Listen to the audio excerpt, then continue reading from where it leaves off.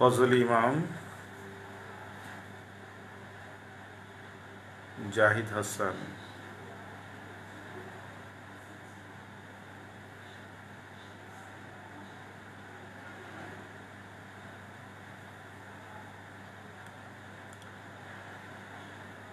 ওয়ালাইকুম আসসালাম।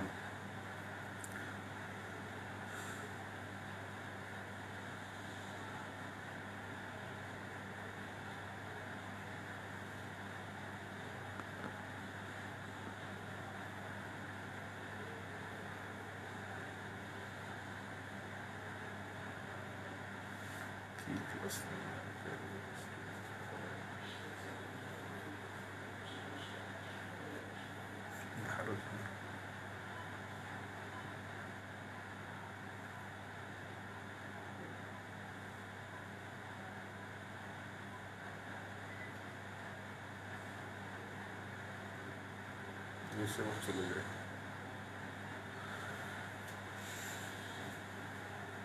আসসালামু আলাইকুম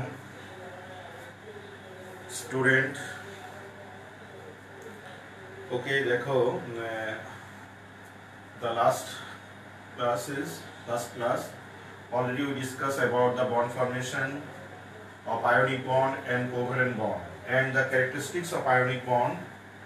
Especially the three characteristics of ionic bonds are very much important. Number one, why ionic compounds are high boiling and melting point solid. Number two, why ionic compounds are dissolved in water. And last one, why ionic compounds conduct electricity in aqueous solution or melted solution state but does not conduct in solid state. Okay, already discussed about the two characteristics. Now the last characteristics, why ionic compounds do not conduct electricity in solid state but melted or dissolved state they conduct electricity. Okay, so magnesium chloride, what type of compound is this? First thing is, what type of compound is this? Okay, already you know the bond which is formed between metal and non-metal is a ionic bond. Here the magnesium and chlorine, these two elements are here. The magnesium is a metal and chlorine is a non-metal. So the bond which is formed between metal and non-metal, this compound is ionic compound. Ionic compound. Now second question is, why ionic compounds do not conduct electricity in solid state? In solid state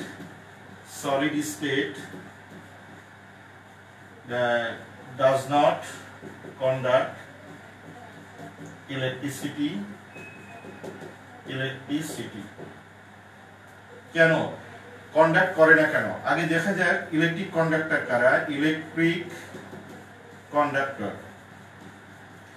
Electric conductor means the substance which conduct electricity is called electric conductor. The substance which conduct electricity is called electric conductor. Second thing is types of electric conductor, two types. One is electronic. Number two, electrolytic conductor. Second thing is that electronic conductor, how to conduct electricity in electronic conductor? No change of the matter.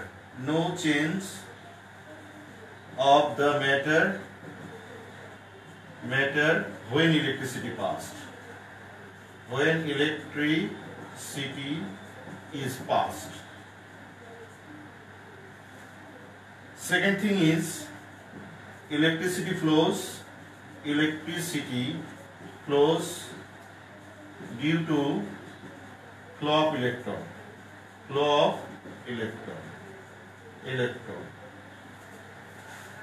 Example, metals, all metal and graphite.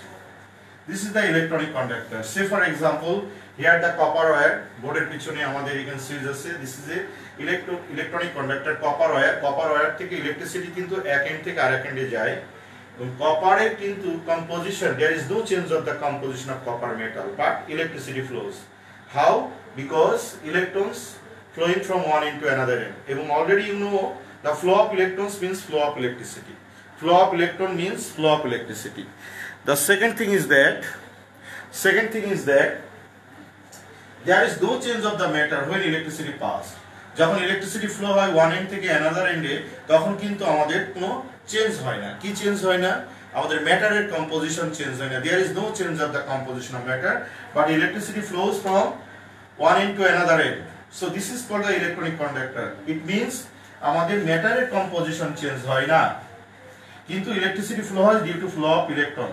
And now electrolytic conductor কারা? Electrolytic conductor হলো change of the matter, change of the composition of matter, change of the composition of matter, change of the composition of matter. আরেকটা কি? আরেকটা হলো আমাদের electricity flows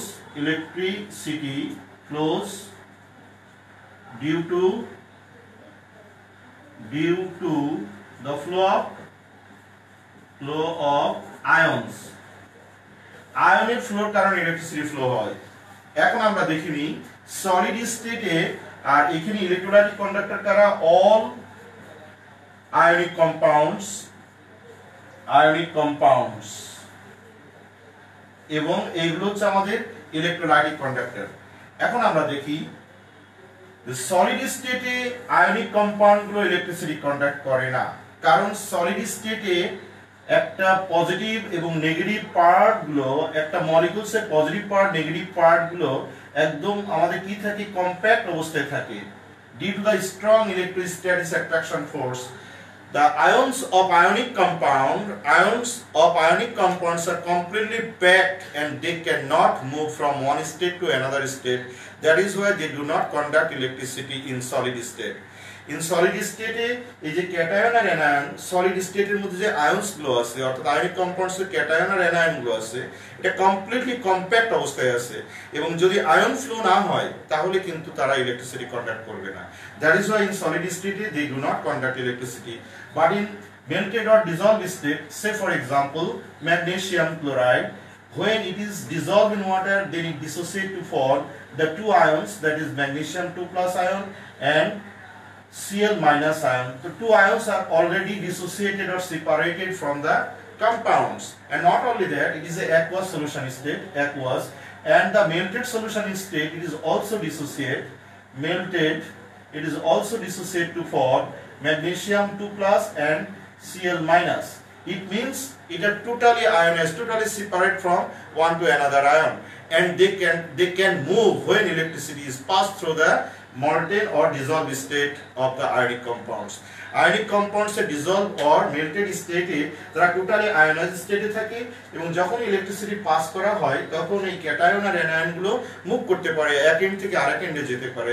that is why they conduct electricity in molten or dissolved state, but in solid state the ions are completely compact state of the solid state and they cannot move. That is why these cannot conduct electricity in solid state. This is the answer. So how to arrange the answer? How to write the answer? Why magnesium chloride conduct electricity in molten or dissolved state, but in solid state they do not conduct electricity. How to write? At first thing, what is conductor defined? Types of conductor defined. Then এটা লিখলে ভালো হবে, এটা লিখলে ভালো হবে। Then the magnesium chloride is an ionic compound and it is an electrolytic conductor. But in solid state, ions of ionic compound, ions of magnesium chloride are totally compact in one another and they cannot move when electricity pass. That is why it cannot conduct electricity in solid state. But in molten or dissolved state, it totally ionized to form the two ions, that is magnesium 2+ ion and Cl- ion. So in aqueous solution or molten state, the ions are separated and when electricity pass, ion move from one end to another end. That is why this conduct, but it conducts electricity in molten state and dissolved state. এখন তোমাদের কাছে আমার প্রশ্ন ঠিকমতো বুঝতে পেরেছো কিনা বা কোথায় কোনো প্রবলেম থাকলে আমাকে বলতে পারো জি স্যার এখানে আমরা বুঝিনি বা এখানে আমরা বুঝেছি, প্লিজ লেট মি নো, আমাকে জানাও। শুধু এটা না, তুমি যে কোনো ধরনের আয়নিক কম্পাউন্ডের কথা বলো না কেন, সব ধরনের আয়নিক কম্পাউন্ডগুলোই আমাদের মেল্টেড অর ডিজলভ স্টেটে তারা ইলেকট্রিসিটি কন্ডাক্ট করবে, কিন্তু সলিড স্টেটে কন্ডাক্ট করে না, because the ions of ionic compound are totally compact to each other in solid state, so ions can not move from one part to another part. That is why these do not conduct electricity, but the melted or dissolved state, they are totally ionized and ions are totally free, and when electricity passed, cation চলে যায় ক্যাথোডের দিকে, anion চলে যায় অ্যানোডের দিকে, that means they conduct electricity. That is why ionic compounds conduct electricity in molten state or dissolved state or aqueous solution state, but solid state they do not. Okay, বুঝেছি sir. আর সবাই বুঝতে পেরেছো? আচ্ছা, ওকে, এখন আসি আমরা, এখানে একটা বড় পার্ট আছে, যে পার্টটা হলো আমাদের 2 মার্কসের যদি কোশ্চেন আসে, যে বলা হয় find out the latent valency of sulphur in sulphurous acid, how to calculate. Okay, write down,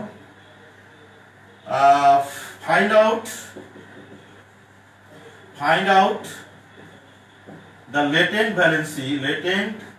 valency of sulfur in sulfurous acid HO3. Sulphurous অ্যাসিডে সালফারের লেটেন্ট ভ্যালেন্সি কিভাবে বের করব? তো অলরেডি তোমরা জানো latent valency equals to highest valency minus active valency. So some elements এর highest valency তোমাদের মুখস্থ করা লাগবে। Say for example carbon highest valency 4, sulfur highest valency 6, iron highest valency 3, lead highest valency 4, tin highest valency 4. These are nitrogen highest valency 5, phosphorus highest valency 5. So you have to memorize this part. This is the highest valency of element. Highest valency. Now the second thing is how to calculate the active valency. Active valency, any elements active valency to compound active valency থাকে elements. Sometimes ওই এলিমেন্টসটা ওই কম্পাউন্ডের সমস্ত highest valency show নাও করতে পারে। Actively কত valency নিয়ে ওই element একটা কম্পাউন্ডে পার্টিসিপেট করেছে, দ্যাট ইজ দ্য কোশ্চেন, এবং we have to find out the active valency of that element in a compound. So how? Okay, সালফিউরাস অ্যাসিডের সালফারের অ্যাক্টিভ ভ্যালেন্সি বের করতে গেলে এট ফার্স্ট থিং সালফারের অক্সিডেশন নাম্বার বের করা লাগবে। সালফারের অক্সিডেশন নাম্বার বের করা লাগবে, এবং this number only number will be the active valence of sulfur in that compound, but the oxidation number must be plus or minus side.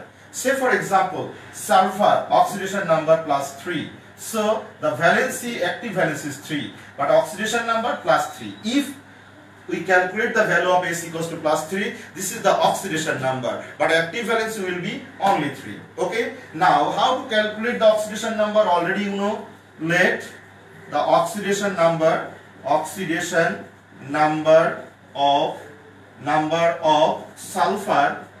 sulfur in sulfurous acid be X equals to what? So total একটা compounded sum of the oxidation number of different element present in a compound must be 0. So hydrogen oxidation number +1 multiplied by 2, sulfur X oxygen -2 into 3, so total +2 plus X -6 equals to 0, X -4 equals to 0, so X equals to +4.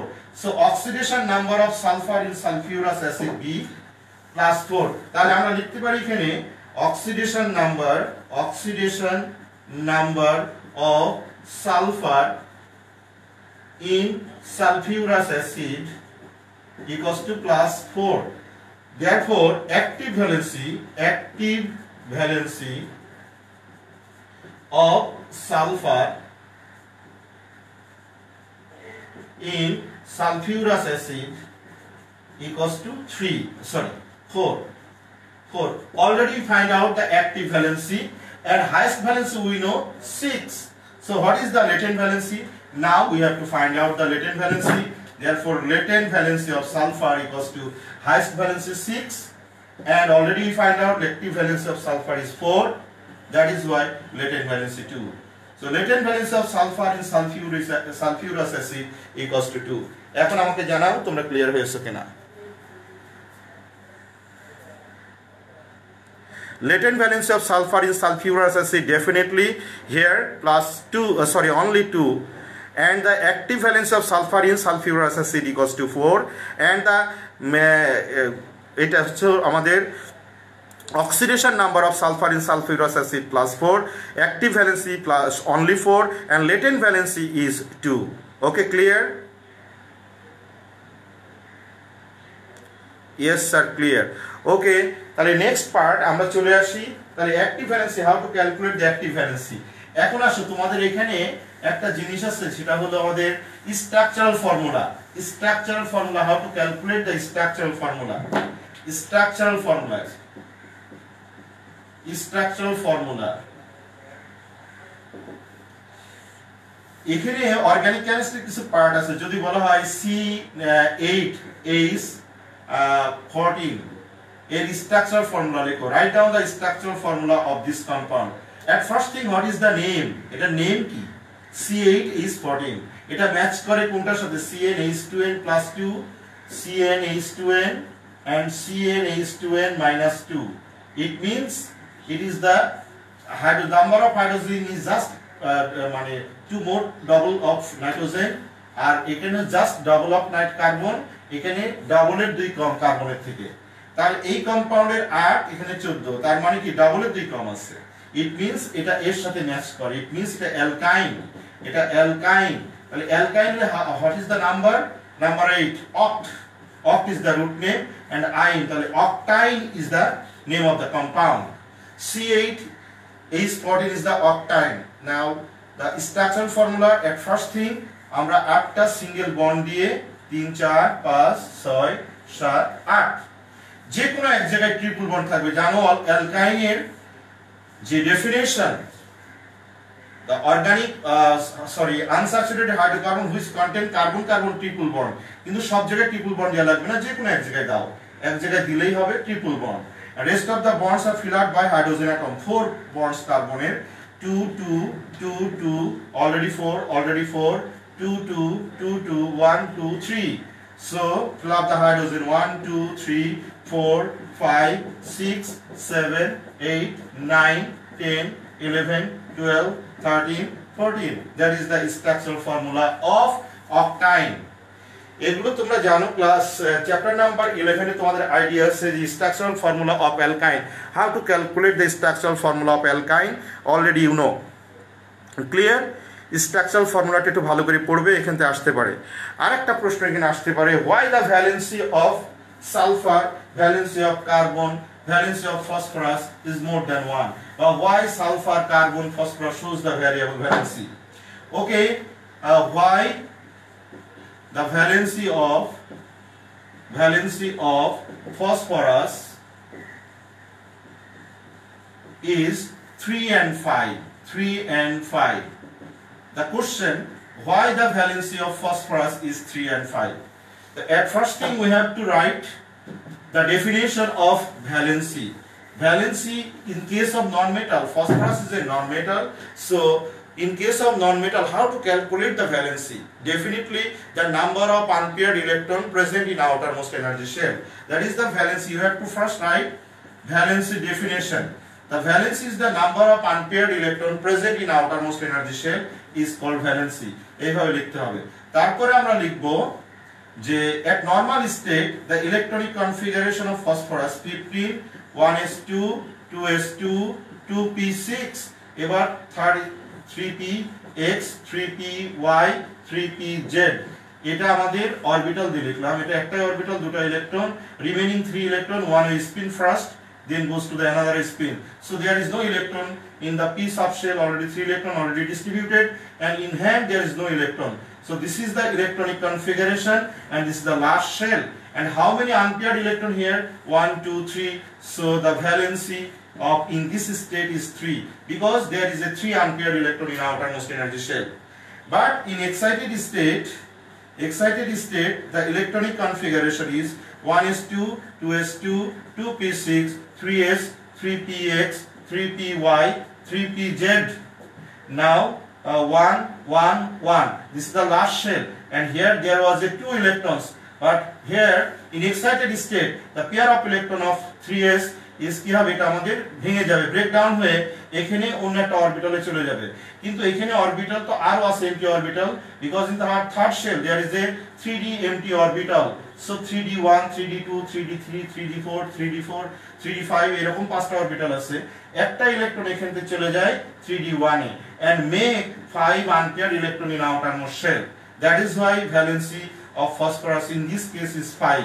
Now question, why the valency of phosphorus is 3 and 5? At first thing you have to write the valency definition, then in normal state electronic configuration, and you have to show there is a 3 unpaired electron here. That is why the valency of phosphorus is 3.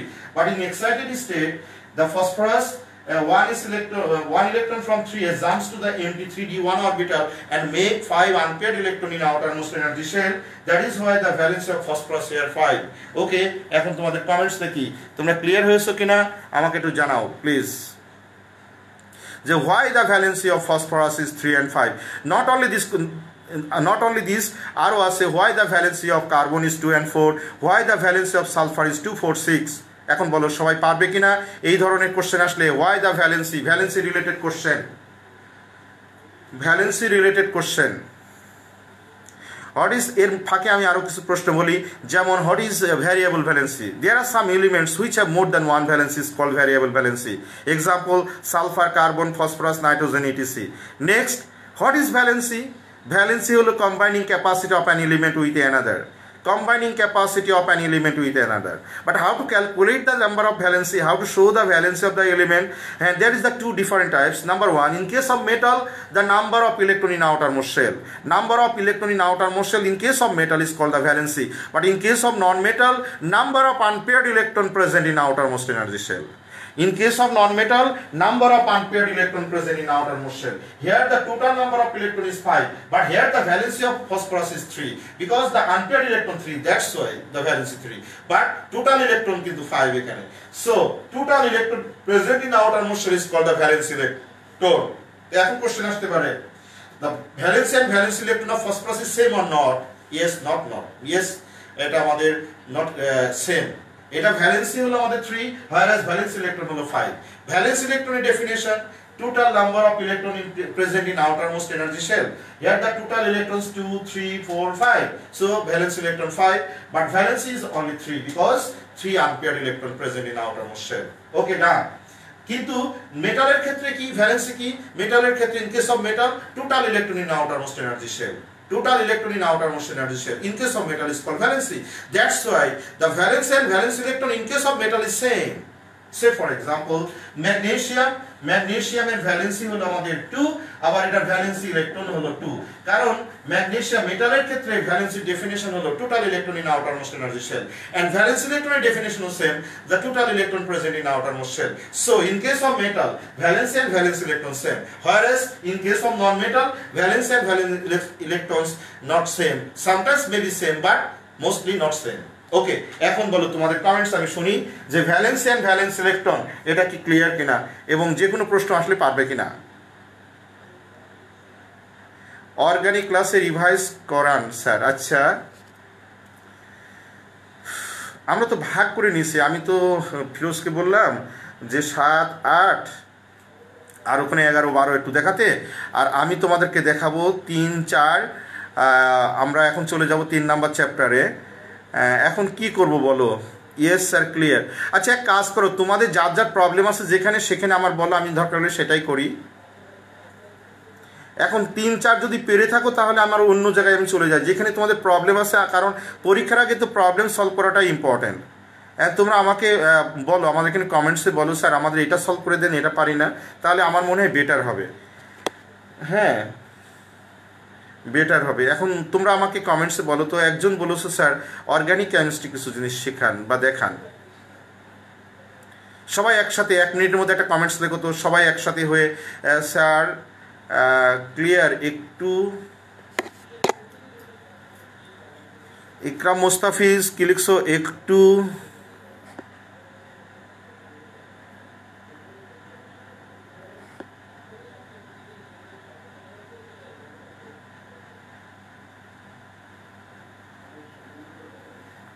নন মেটালের পার্টটা হচ্ছে non মেটালের ক্ষেত্রে number of unpaired electron present in outermost shell. Unpaired electron যে কটা থাকবে outermost শেলে সেটা হলো ভ্যালেন্সি, আর টোটাল ইলেকট্রন আউটারমোস্ট শেলে যেটা থাকবে সেটা valency electron.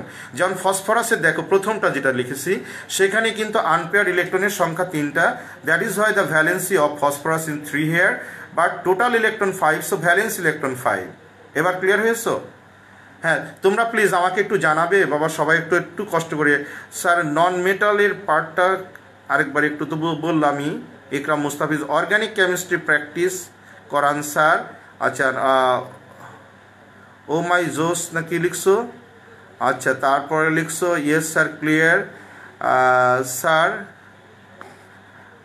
Nadia sir orbital এর সাব অরবিটালগুলো কি বলে দেয়া যায়? স্যার অরবিটালের সাব অরবিটালগুলো কি বলে দেওয়া যায়? আচ্ছা, ওকে। অরবিটালের সাব অরবিটাল না, এটা সাবশেলের অরবিটাল বলতে হবে।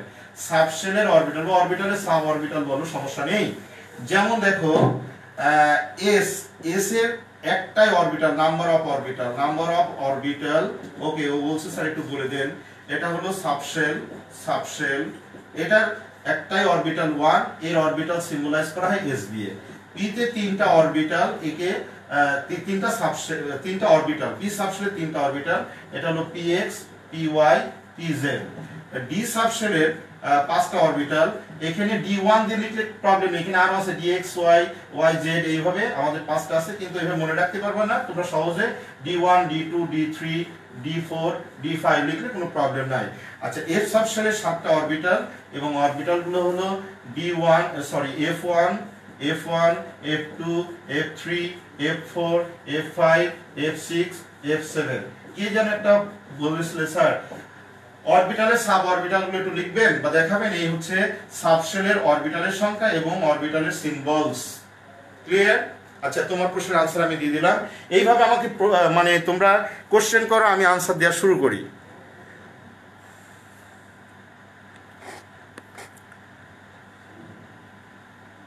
স্যার অর্গানিক কেমিস্ট্রি, আচ্ছা অনেকেই শুধু একজনই বারবার লিখছে অর্গানিক কেমিস্ট্রি। চ্যাপ্টার 7 কালকে দেইনি।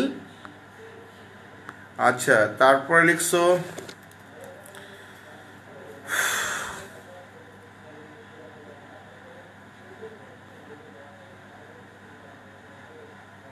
জায়দি আমি লিখছো কি আপনার নাকি? স্যার চ্যাপ্টার 8 আঞ্জুম চৌধুরী, তুমি লিখো চ্যাপ্টার 8-এর একটু বুঝান। আচ্ছা, তারপরে আচ্ছা তোমাদের কমেন্টসগুলো একটু দেখে নিই আগে। Aiman Rahman Chowdhury class 10, yes sir বুঝেছি। তারপরে লিখছো স্যার চ্যাপ্টার 4 এবং চ্যাপ্টার 8 ডিসকাস করেন। চ্যাপ্টার 4 চ্যাপ্টার 8টা ডিসকাস করেন। আচ্ছা, তারপরে স্যার চ্যাপ্টার 8 ডিসকাস করেন প্লিজ। চ্যাপ্টার 8টা বেশি আসছে। চ্যাপ্টার 4 8 চ্যাপ্টার স্যার হুন্স টুলসটা বুঝিয়ে দেন। Okay, chapter 8 discuss. Okay, Firoz sir chapter 8 ভালোভাবে পারছে কি করাই নাই? আচ্ছা, চ্যাপ্টার 8 ভালোভাবে করাই নাই ফিরোজ স্যার। তারপরে সাবিয়া সুলতানা চ্যাপ্টার 11টা ডিসকাস করেন স্যার। এখন বলো তোমরা কি আজকে 2-3 ঘন্টা ক্লাস করবে? বলো, তাহলে আমি ক্লাস করব, সমস্যা নেই। চ্যাপ্টার 11 জায়দি আমিন। আচ্ছা, জায়দি আমিন স্যার, জায়দি আমিন। আচ্ছা, ওকে। আচ্ছা, আমি সব তোমাদের কমেন্টস দেখলাম, তোমাদের চ্যাপ্টার 4 আর চ্যাপ্টার 8। আচ্ছা, ওকে, করতে থাকো। দেখো একজন লিখেছো স্যার যে হুন্স টুলসটা একটু করে বুঝাবেন। হুন্স টুলস, ওকে। হুন্স টুলস দেখো, হুন বলতেছে, খুব ভালো করে শোনো, in a subshell if there is more than one orbital then electron first enters one way spin, কারণ একটা অরবিটালে in a orbital, in an orbital, orbital তৈরি হয় টু ইলেকট্রনস নিয়ে, মনে রাখতে হবে। এই দুটো ইলেকট্রনস কিভাবে থাকে, একটা অরবিটালে একটা এই স্পিনে যায়, একটা এই স্পিনে যায়, অর্থাৎ দুটো ইলেকট্রন একসাথে থাকে, একটা যদি এইভাবে ঘুরতে ঘুরতে যায় আর একটা তার সাথে অপোজিট স্পিনে ঘুরতে ঘুরতে একই রিভলিউশন হবে। Revolution direction same, but own axis এর উপরে একটা ক্লকওয়াইজ একটা anti clockwise. That means in a অরবিটালে দুইটা ইলেকট্রন থাকে, এই দুটো ইলেকট্রন মিলে একটা অরবিটাল কনসিস্ট হয়, এবং এই অরবিটালের ইলেকট্রনগুলো যখন রিভলিউশন হয় একটা একই সেম ডাইরেকশনে, তখন তাদের ওন অ্যাক্সিস এর উপরে এটা কি হয়, আমাদের রোটেশন হয়। সেই রোটেশন হবে, একটা হবে স্পিন, একটা হবে ক্লকওয়াইজ, একটা হবে অ্যান্টি ক্লকওয়াইজ। এখন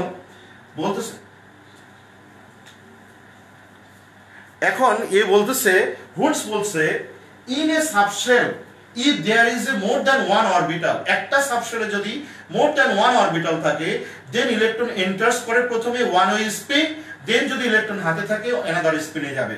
যেমন দেখো অক্সিজেনের 8, এটা যদি লিখি 1s2 2s2 2p4, এটা লাস্ট শেল। কয়টা সাবশেল, দুটো সাবশেল। এখন এই দুটো সাবশেলের অরবিটাল দিয়ে লিখবো, ওকে। অর 1s, এখন 2s, এস এ তো একটাই অরবিটাল, সো একটাই হবে। p তে তিনটা অরবিটাল, 2px 2py 2pz, ওকে।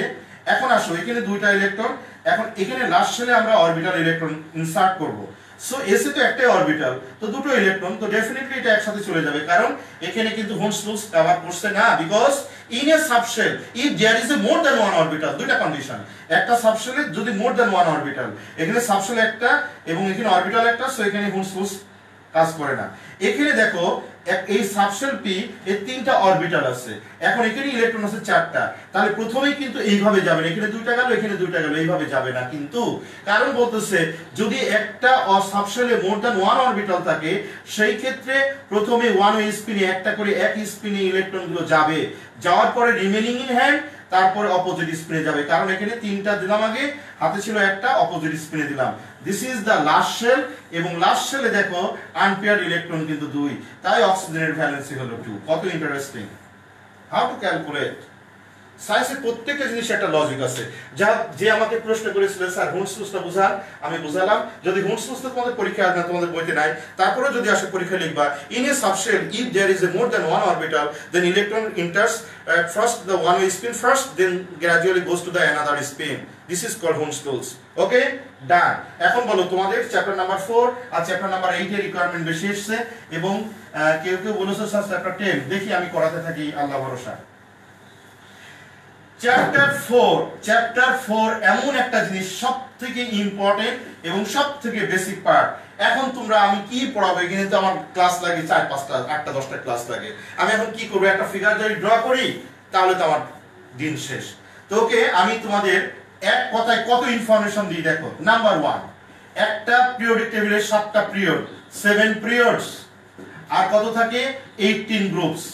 প্রথম কথা হলো 7 পিরিয়ডস 18 গ্রুপস। ওকে, ফার্স্ট পিরিয়ডে দুইটা এলিমেন্ট, সেকেন্ড এন্ড থার্ড, কত তাড়াতাড়ি লিখবো বলো, সেকেন্ড এন্ড মুখে বলি, সেকেন্ড এন্ড থার্ডে 8টা থাকবে, ফোর্থ এন্ড ফিফথে 18 থাকবে, সিক্সথ এন্ড সেভেন্থে 32 এলিমেন্টস থাকবে। টোটাল এলিমেন্টের সংখ্যা হলো 118। তুমি মিলিয়ে নাও। এক নাম্বার পিরিয়ডে দুইটা, তারপরে 8টা, তারপরে 8টা, তারপরে 18টা, তারপরে 18টা, তারপরে 32, তারপরে 32, 100% 118 হতেই হবে। এটা হলো আমাদের first period, second period, third period, fourth period, fifth period, sixth period, seventh period. Total element হলো 118। That is the first thing, অর্থাৎ গেল এটা। নাম্বার 2 হলো ইন এ গ্রুপ 18 গ্রুপ। এক নাম্বার গ্রুপে এবং 7 নাম্বার গ্রুপে টোটালি এলিমেন্ট আছে আমাদের 7টা করে, তাহলে এখানে 7 × 2 14টা। এবার আসো 2 নাম্বার গ্রুপে এবং 2 এবং 12 থেকে শুরু করে 13 থেকে শুরু করে 2 এবং 13 থেকে শুরু করে আমাদের 17 পর্যন্ত, এখানে 13 14 15 16 17 আর এখানে 2, 6টা। এর প্রত্যেকের আমাদের 6টা করে 7টা করে এলিমেন্ট আছে, প্রত্যেকে 6টা করে এলিমেন্ট আছে, অর্থাৎ 6 × 6 এখানে আছে 36 element. Group 6, group 2 and group 13 to 17 এখানে 6টা গ্রুপে প্রত্যেকটা 6টা করে এলিমেন্ট আছে এবং টোটাল আছে 36। গ্রুপ 3 এখানে একটাই আছে 32 এলিমেন্টস, কারণ এর মধ্যে 6 পিরিয়ডের 3 নাম্বার গ্রুপে যে সিরিজটা সেটা ল্যান্থানাইট সিরিজ, আবার 7 পিরিয়ডের 3 নাম্বার গ্রুপে যেটা আছে অ্যাক্টিনাইট সিরিজ। ল্যান্থানাইট সিরিজ কোনটা? ল্যান্থানাম থেকে শুরু করে লুটেশিয়াম পর্যন্ত, ল্যান্থানাম থেকে লুটেশিয়াম পর্যন্ত 15টা এলিমেন্টে একটা ঘরের মধ্যে দেওয়া আছে। এটা 6 পিরিয়ডের 3rd গ্রুপে, 3 নাম্বার গ্রুপে। এখানে মোট আমাদের এলিমেন্ট আছে এটা 15টা, আর উপরে আছে আমাদের 15 16 আর নিচে 16 17, মোট এখানে 16টা আছে। তাহলে 16টা আর এখানে আছে 16টা, মানে টোটাল আছে আমাদের এই গ্রুপে এখানে আছে 15টা, এখানে আছে 15টা আর উপরে দুটো আছে, অর্থাৎ 4th এবং 5th পিরিয়ডে আছে দুইটা, 6th পিরিয়ডে সরি 3 নাম্বার পিরিয়ডের উপরে দুটো আছে দুইটা, আর এখানে আছে 16টা, তারপরেটা আছে 16টা, অর্থাৎ ল্যান্থানাইট সিরিজ আছে 15টা, অ্যাক্টিনাইট সিরিজ আছে 15টা, এখানে মোট 32। আর বাকি থাকলে কোনটা? 4 নাম্বার থেকে 12 নাম্বার পর্যন্ত, 4 5 6 7 8 9 10 11 12, অর্থাৎ 9টা, প্রত্যেকে 4টা করে আছে। তাহলে এখানে আছে 32 আর এখানে আছে 4 নাম 36, 36 যোগ করো 118 হবে। ডেফিনেটলি হতেই হবে। এই হলো আমাদের এলিমেন্টের অ্যারেঞ্জমেন্ট। নাম্বার 2 দেখি আমরা। প্রথমে যদি বলি অ্যালকালি মেটাল কাকে বলে, অ্যালকালি মেটাল কোন গ্রুপে থাকে? অ্যালকালি মেটালের গ্রুপ হচ্ছে 1 নাম্বার গ্রুপের এলিমেন্টসকে অ্যালকালি বলে। কেন তারা অ্যালকালি বলে? Except hydrogen. কেন বলে? কারণ অ্যালকালি মেটাল এই জন্য বলে কারণ অ্যালকালি ডেফিনেশন হচ্ছে metallic oxide or হাইড্রোক্সাইডস which are dissolved into water and produce hydroxyl ion. Metallic oxides or hydroxide which dissolve into water and produce hydroxyl ion are called alkali. এবং group 1 এর metal এবং মেটালরা এটা oxide এবং hydroxide এরা পানিতে dissolve হয়ে ওই ion produce করে এবং এরা ওয়াটারের সাথে ডাইরেক্টলি রিঅ্যাক্ট করে আমাদের মেটালিক হাইড্রোক্সাইড এবং ডিসলভ স্টেটে থাকে, তাই তাদেরকে বলা হয় alkali metal. Alkaline earth metal কারা? অ্যালকালাইন আর্থ মেটাল হলো গ্রুপ 2 এলিমেন্টস গুলো। গ্রুপ 2 এলিমেন্টস কারা কারা? Beryllium, magnesium, calcium, strontium, barium, radium. This 6 are called the alkaline earth metal. কেন অ্যালকালাইন আর্থ মেটাল বলে? কারণ এদের মেটালিক অক্সাইড আর হাইড্রোক্সাইড পানিতে ডিসলভ হয় and প্রোডিউস করে ওই ion and it also obtained from the earth বা আর্থ ক্রাস্ট। এদের আর্থ ক্রাস্টে পাওয়া যায় এবং এদের মেটালিক অক্সাইড আর হাইড্রোক্সাইড পানিতে ডিসলভ হয় বলেই এদেরকে বলা হয় alkaline earth metal. Okay, done. Next question, halogen কারা? What are halogen? হ্যালোজেন হলো group 17 elements are called halogen. Group 17 elements are called halogen. কেন হ্যালোজেন বলা হয়? কারণ হ্যালোজেন শব্দটা এসেছে হেলাস এন্ড জেনাস থেকে। The Latin word hellas and genus. Hellas means sea salt and genus means producer. So the elements which can produce sea salt are called halogen. এখানে আমাদের fluorine, chlorine, bromine, iodine can produce sea salt. That is why these are called halogen.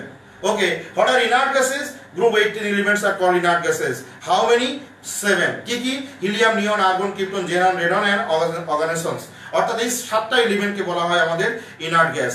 কেন inert gas বলা হয়? কারণ তারা inert স্টেটে থাকে, তারা কাজে পার্টিসিপেট করে না। পার্টিসিপেট করার মূল উদ্দেশ্য কি? Electronic configuration. Having 8 electron in outermost shell, so this is called octet and this is the stable state. Except helium, all other inert gases they have the 8 electron in outermost shell. That is why they do not lose, gain or share the electron. That is why these are so called inert. And other elements they do not have 8 electrons. That's why they want to lose, gain or share the required number of electrons to fill up the octet or to attain the electronic configuration of nearest inert gas. That is why these are called active form. So all atoms except inert gases are active form এ থাকে। Okay, done. তারপরে আমরা এখানে বলি what are coin metal. Coin metal হলো group 11 এর elements গুলো। কি কি আমাদের ওখানে আছে? কপার, সিলভার, গোল্ড, এইগুলোকে কয়েন মেটাল বলা হয়। এটাতে কয়েন তৈরি করা হয়। ওকে, ডান। আর কি আছে এখানে? আর কিছু নেই। ডান। এখন ডানের মধ্যে কি আছে? ডানের মধ্যে মেন ইম্পর্টেন্ট হলো পিরিয়ডিসিটি। পিরিয়ডিসিটি, পিরিয়ডিক্যালি যে প্রপার্টিজ গুলো চেঞ্জ হয় এলিমেন্টস এর সেটাকে বলা হয় পিরিয়ডিসিটি। একটা পিরিয়ডিসিটি কেন বলা হয়? Periodic properties of the elements are gradually change of their physical and chemical properties. একটা পিরিয়ডিক্যালি চেঞ্জ হয়। যেমন একটা পিরিয়ডের কথা বলি, সোডিয়াম, ম্যাগনেসিয়াম। সোডিয়ামের থেকে ম্যাগনেসিয়ামের একটু প্রপার্টি চেঞ্জ হয়েছে। সোডিয়াম যে রেটে রিঅ্যাক্ট করে মেটালিক প্রপার্টি যত বেশি, ম্যাগনেসিয়ামের একটু কম, অ্যালুমিনিয়ামের আরেকটু কম, সিলিকন মেটাল থেকে নন মেটালে কনভার্ট হয়ে গেল, ফসফরাস আরো নন মেটালের প্রপার্টিজ বেড়ে গেল, সালফারের আরো একটু নন মেটাল প্রপার্টিজ বেড়ে গেল, ক্লোরিনের একটু সব থেকে নন মেটালিক প্রপার্টিজ হয়ে গেল, তারপরে ইনার্ট গ্যাস হয়ে গেল। এই যে প্রপার্টিজ গুলো যে চেঞ্জ হলো, কি কি প্রপার্টিজ মধ্যে কি আছে?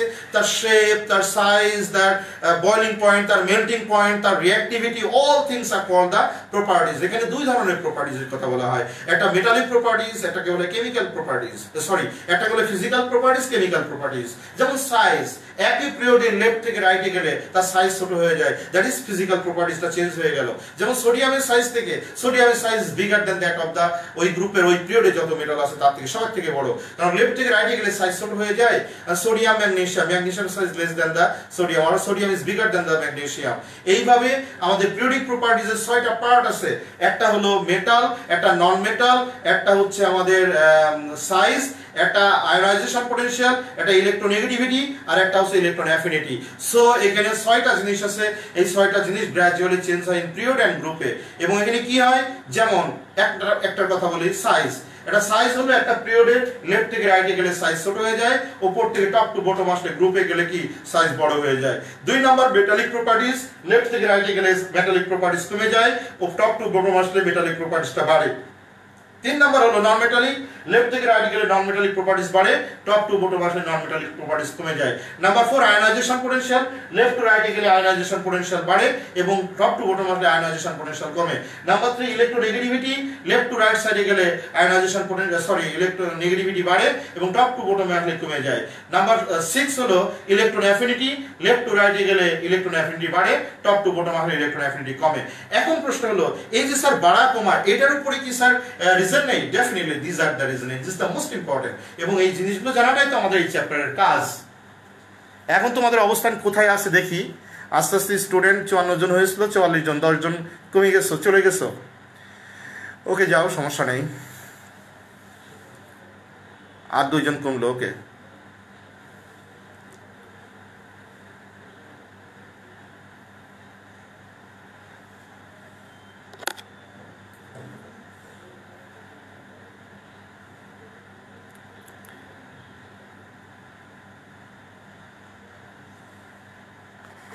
কি বলছো স্যার?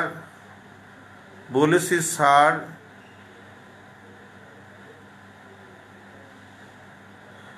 স্যার বলেছি স্যার, কিছুই তো বুঝায় না। আঞ্জুম চৌধুরী, আমি না তোমার কথাটা বুঝিনি বাবা, একটু বলো।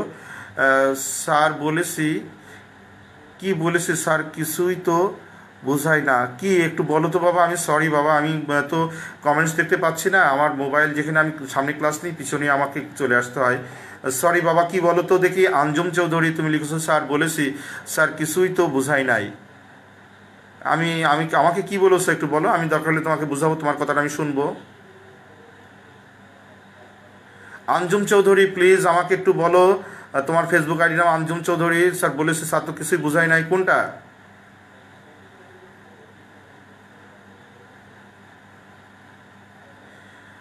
আরেকজন লিখেছো sir, can you kindly explain the quantum number? Okay sir, can you review? একদিনে কত পড়া আমি বুঝতেছি না sir. Element of group 3 and group 11 that you transition electron. আচ্ছা, এখন ট্রানজিশন ইলেকট্রন কাকে বলে, কেন জিঙ্ককে ট্রানজিশন এলিমেন্ট বলা হয় না, আর কেন, এইটা কোশ্চেনটা কিন্তু খুব ইম্পর্টেন্ট। আঞ্জুম চৌধুরী স্যার, আপনি একটু কি লিখছো স্যার, আপনি একটু বেশি কষ্ট, স্যার আপনি একটু বেশি ফাস্ট বলছেন। আসলে ফাস্ট বলা ছাড়া কি করবো বলো, কতগুলো চ্যাপ্টার একদিনে কি করব বলো। আচ্ছা ঠিক আছে, আমি একটু স্লো বলছি, তুমি কি এটা বলছো? আচ্ছা ওকে, দেখো একজন বলছো স্যার, কি যেন দেখলাম, ট্রানজিশন এলিমেন্ট কোনগুলো? ট্রানজিশন এলিমেন্ট হলো যে সমস্ত এলিমেন্টসের ইলেকট্রনিক কনফিগারেশনে NS 1 to 2 N-1 D1 to 9 electron থাকে, এদেরকে বলা হয় transition element. Transition element okay, যে সমস্ত এলিমেন্টের ইলেকট্রনিক কনফিগারেশনে NS 1 to 2 N-1 D1 to 9 electron থাকে, তাদেরকে বলা হয় ট্রানজিশন এলিমেন্ট। পরীক্ষাটা হয়ে যাক, সবাই ক্লাসে আসবা। আমার ক্লাসগুলো সবসময় তোমাদের সাথে 1.5 ঘন্টা করে হবে, এটা মনে রাখবা। এবং আমি আস্তে আস্তে যেটা শেখাবো আর মানে সেটা 100% হয়ে যাবে জানো। তো এখানে ডি, কিন্তু ডি এর সাবশেলে ইলেকট্রন থাকে 10টা, 10টার বেশি থাকে না। যদি 10টা না থাকে তাহলে কিন্তু ইলেকট্রন ট্রানজিট করতে পারে। এখন যদি এইরকম থাকে ns1 to 2 n-1 d1 to 10 তখন এটা হয় ডি ব্লক এলিমেন্ট, এটা ডি ব্লক এলিমেন্ট। ব্লক এটা কিন্তু স্ট্যান্ডার্ড জিনিস প্রসেস ব্লক এলিমেন্ট, কিন্তু তোমাদের বইতে আছে ট্রানজিশন এলিমেন্টের definition, the elements of these d block elements or electron can transit is called d block transition element। এখন আসো জিঙ্ককে কেন আমরা ট্রানজিশন এলিমেন্ট বলি না? Zinc is not a transition element। Transition element কেন জিঙ্ককে ট্রানজিশন এলিমেন্ট আমরা বলি না? দেখো, কোন এলিমেন্টের আয়ন ফর্মে যদি ডি সাবশেলে ইলেকট্রন যদি ট্রানজিট করতে না পারে তখন তাদেরকে বলা হয়, তাদেরকে ট্রানজিশন এলিমেন্ট বলা হয় না। আবার শোনো, in the ionic state of the any metals or any d block metals cannot transit electron in d subshell, so these are not transition element। এখন আসো জিঙ্ক হলো 30, so what is the ionized state? এর ionized state হলো এটা zinc 2+ plus 2 electron, so this is called the ionized state। তো এখন আসো zinc 2+ এর ইলেকট্রনিক কনফিগারেশন আমরা লিখব। তার আগে আমি জিঙ্কের ইলেকট্রনিক কনফিগারেশন দেখি। 1s2 2s2 2p6 3s2 3p6 3d10 4s2 এই লাস্ট শেলের ইলেকট্রন সে লুজ করছে। ওকে, তাহলে জিঙ্ক যখন দুটো ইলেকট্রন লুজ করবে, যখন জিঙ্ক 2+ plus 2 ইলেকট্রন এটা লুজ করা শেষ, তাহলে জিঙ্ক 2+ এর ইলেকট্রনিক কনফিগারেশন হবে এটা। তাহলে আমি এখন লিখি 1s2 2s2 2p6 3s2 3p6 3d10। ওকে, এখন দেখো আমি এই ডি সাবশেলটা অরবিটাল দিয়ে লিখব।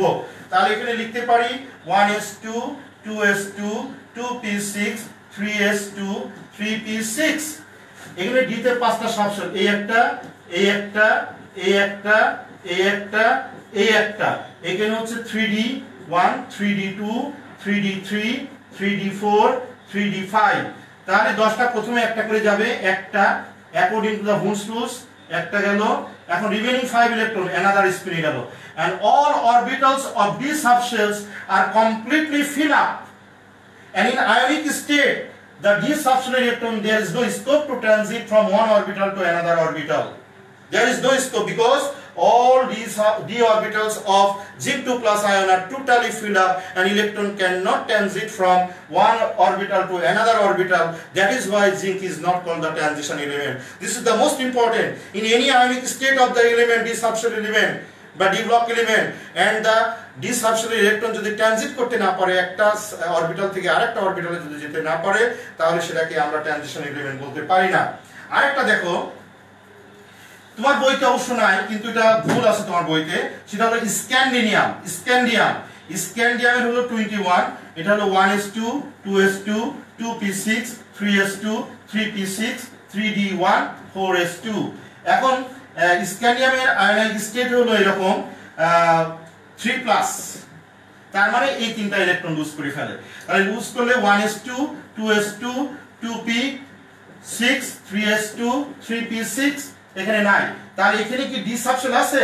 আর ডি সাবশেল থাকলে এরকম ফাঁকা পড়ে আছে, ডি সাবশেল থাকলে देयर इज नो ইলেকট্রন। তো ডি সাবশেলে যদি ইলেকট্রন নাই থাকে তাহলে সেটা ট্রানজিট করবে কি? দ্যাট ইজ ওয়াই এটাকে ট্রানজিশন এলিমেন্ট বলা যায় না।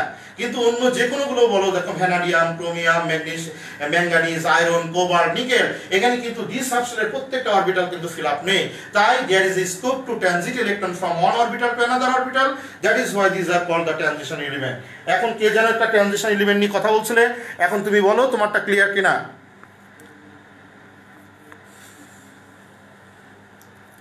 ওকে, এখন আমি যে বিষয়টা আলোচনা করব সেটা হলো যে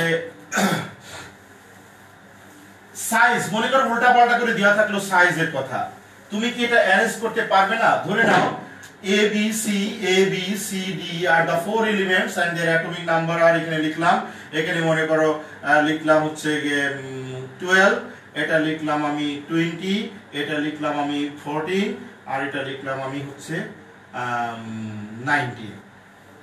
বলা হলো এই এলিমেন্টস গুলো অ্যারেঞ্জ করো অ্যাকর্ডিং টু অ্যাসেন্ডিং অর্ডার, সাইজে অ্যারেঞ্জ করো, সাইজ ছোট থেকে বড় সাজাও এবং লজিক সহ।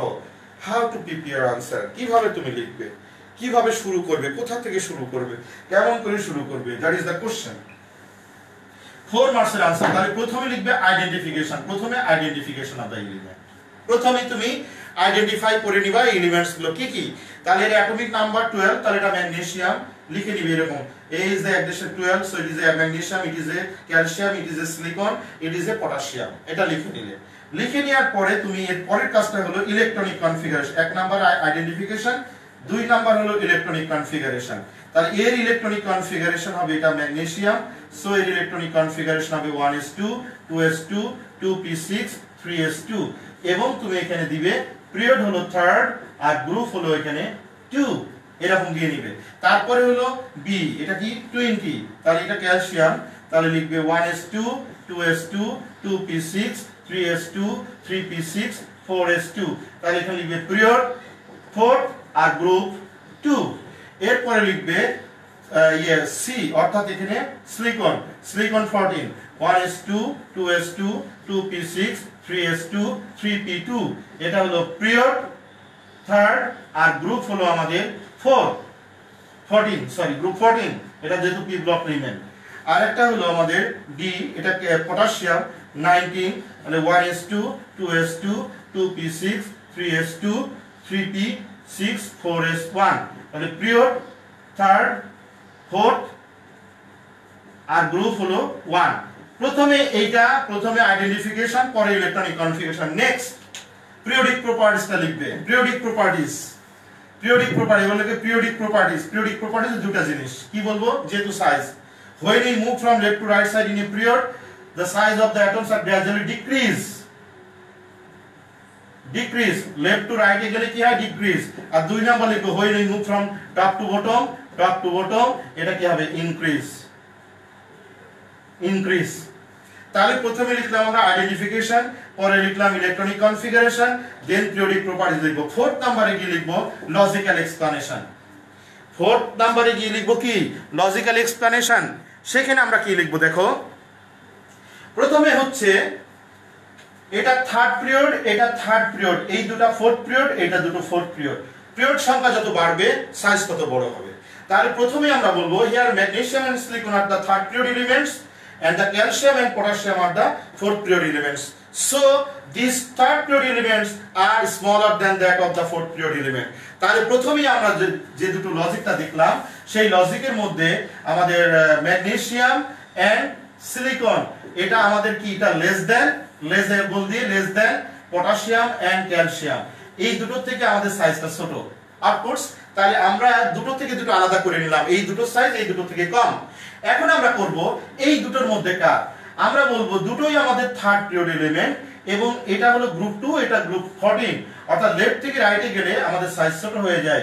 যেহেতু ম্যাগনেসিয়ামটা লেফটে এবং সিলিকনটা রাইটে, তাহলে size of the silicon is less than the size of the magnesium. So among the 4 elements the size of the silicon is the least or smallest. এই দুটো থেকে এই দুটো সাইজ ছোট, এই দুটো সাইজ ছোট এই দুটোর থেকে, আবার এই দুটোর মধ্যে এর সাইজ ছোট, কারণ লেফট এটা রাইটে আছে। তাহলে of course silicon size of the silicon of all 4 elements among the 4 elements is the least, কোনো সন্দেহ নেই। তাহলে সিলিকনের সাইজটা সব থেকে ছোট, তারপরে কি ম্যাগনেসিয়াম গেল। এবার এই দুটোর মধ্যে যদি কম্পেয়ার করার মধ্যে বলবো calcium and potassium, these are the 2 elements, and the potassium is the first group element and the calcium is the second group. So potassium is just left to the calcium. So calcium right here, potassium left here. The left here right here size ছোট হয়ে যায়. That is why calcium is the smaller than the potassium. It means the potassium is the biggest of among the 4. তাহলে potassium যদি biggest হয়, তাহলে calcium তার থেকে একটু ছোট হবে, তাহলে এটা হবে, এই হলো আমাদের অ্যারেঞ্জ। তাহলে এইভাবে লজিক দিয়ে যে 4টা পয়েন্টের উপরে এইভাবে যদি কেউ লিখতে পারে, কেন আমাদের প্রশ্ন হলো যা থাকবে পুরার মধ্যে পুরা মার্কস পাবো। স্টুডেন্ট সংখ্যা মানে ড্রাস্টিক্যালি ফল করছে, তাহলে কি ক্লাস নেব? তাহলে ঠিক আছে 1 ঘন্টা ক্লাস ছেড়ে দিই।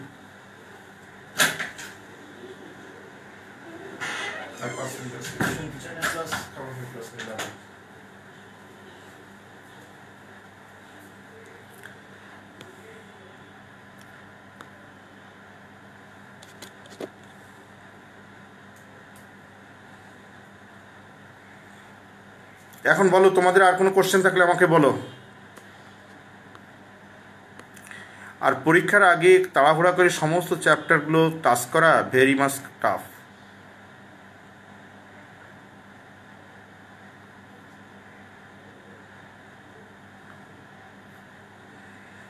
আর আমাদের স্টুডেন্ট শুনতে চায় না।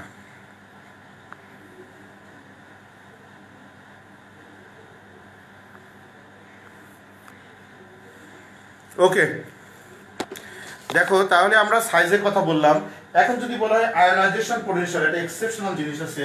আয়োনাইজেশন পোটেনশিয়ালের মধ্যে দেখো নরমালি লেফট টু রাইট সাইডে গেলে আয়োনাইজেশন পোটেনশিয়াল কিন্তু আমাদের গ্র্যাজুয়ালি কি হয়, বাড়তে থাকে। কিন্তু একটা এক্সেপশনাল জিনিস দেখো, যেমন সেকেন্ড পিরিয়ডের এলিমেন্টগুলোর কথা বলি। এখানে আছে আমাদের lithium, beryllium, boron, carbon, nitrogen, oxygen, fluorine, neon. তো এখান থেকে লেফট থেকে রাইটে গেলে আমাদের আয়োনাইজেশন পোটেনশিয়ালটা বাড়ে। তাহলে এখানে অক্সিজেনের আয়োনাইজেশন পোটেনশিয়াল নাইট্রোজেনের থেকে বেশি, অক্সিজেনের আয়োনাইজেশন পোটেনশিয়াল নাইট্রোজেনের থেকে বেশি হওয়া উচিত according to the periodicity. But actually নাইট্রোজেনের আয়োনাইজেশন পোটেনশিয়ালটা অক্সিজেনের থেকে বেশি। দিস ইজ দ্য, এটা লজিক্যালি এটা এক্সপ্লেন করতে হবে। অর্থাৎ according to the rules the ionization potential of oxygen should be more than the nitrogen, but practically it is not true. Practically হচ্ছে আমরা দেখছি the ionization potential of nitrogen is more than oxygen. It means it is exceptional. এখন now question why? So এটা depend করে electronic কনফিগারেশনের উপরে। তাহলে আমরা দেখে আসি নাইট্রোজেনের electronic configuration 1s2, 2s, 2px, 2py, 2pz। তাহলে নাইট্রোজেন এখানে দুইটা, এখানে দুইটা, এখানে একটা, এখানে একটা, এখানে একটা। This is the P subshell. এবং পি সাবশেলের প্রত্যেকটা অরবিটালে একই স্পিনে তিনটা হাফ ফিল্ড অবস্থায় ইলেকট্রন আছে। কিন্তু অক্সিজেনের electronic কনফিগারেশনে 1s2, 2s, 2px, 2py, 2pz, এখানে একটা, একটা, একটা, এটা অপোজিট স্পিনে আছে।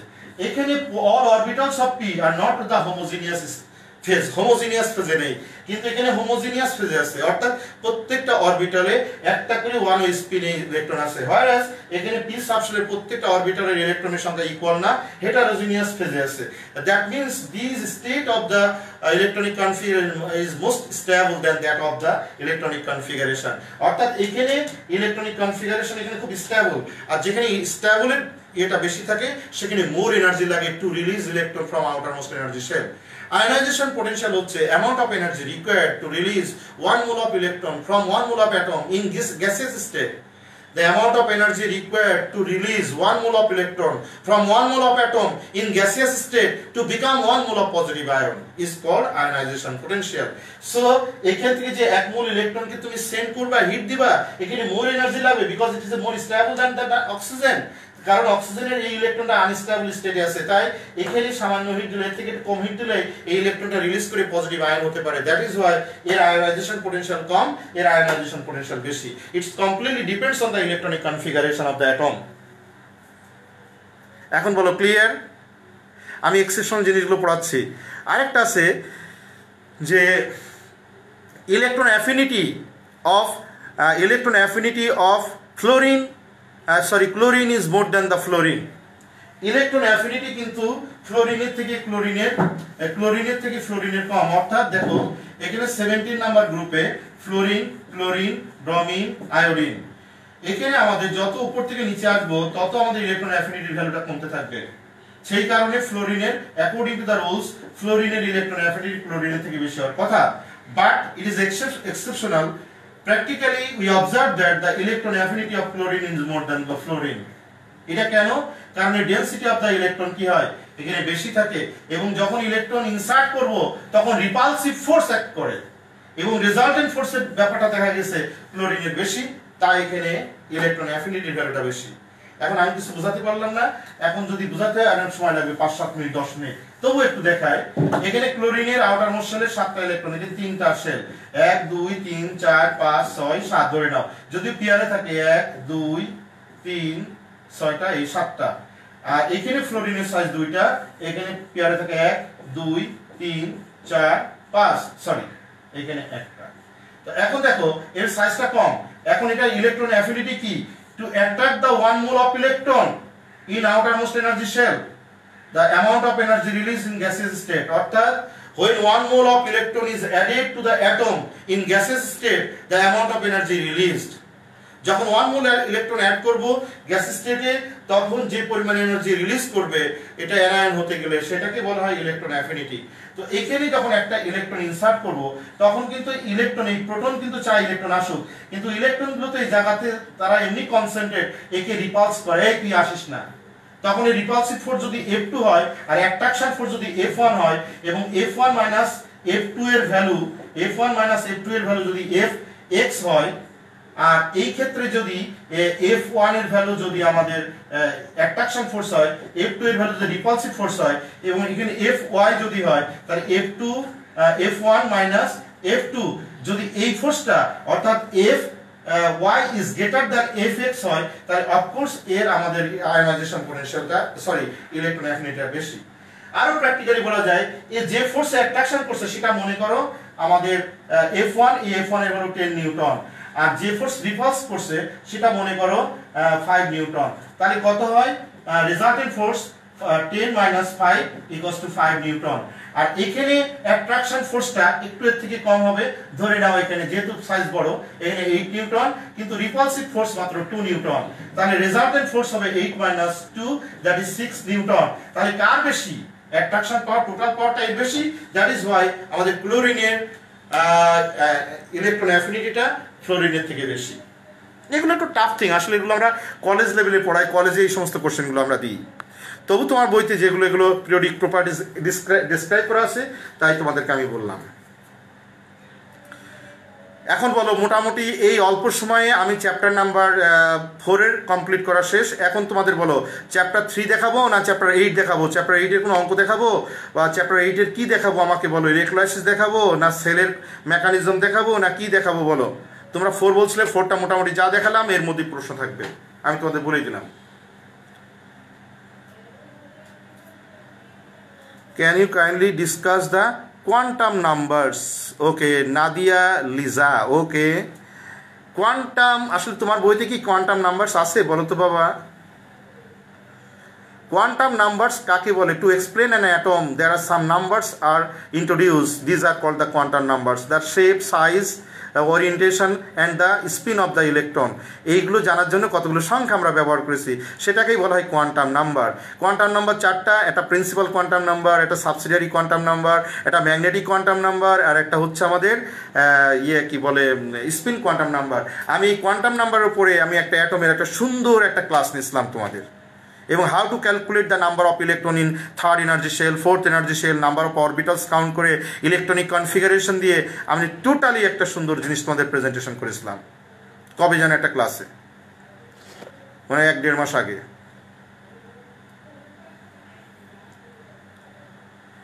আচ্ছা, চ্যাপ্টার 8 এর গ্যালভানিক সেল। আচ্ছা sir, galvanic cell electrolysis sir, chapter 8 dry sell.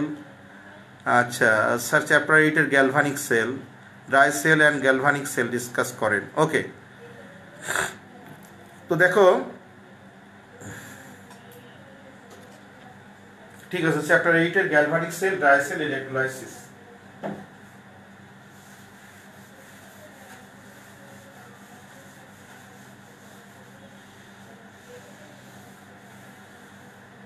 আসলে তোমরা তো সময় দিতে পারো না, আর তোমাদের স্টুডেন্ট থাকে না, তোমাদের এই 40-45 জন স্টুডেন্ট, তোমরা এক কাজ করো, সবাই ক্লাস করো, আমি গুনে 30টা ক্লাস নেবো 1.5 ঘন্টার। এক একটা চ্যাপ্টারের আমি 3টা করে ক্লাস দেবো, সিকিউ, এমসিকিউ, টোটাল বুঝিয়ে দেওয়া, এবং তাহলে তুমি 30টা ক্লাস যদি 45 আওয়ার্স করো তাহলে 100% তুমি একদম 80 তো পাবাই, 90 পাবা। কিন্তু সবাই ক্লাসটা করতে হবে এবং মনোযোগ দিতে হবে 100%। কঠিন কিছু বইতে লেখা নেই। তো আসি আমরা চ্যাপ্টার 8।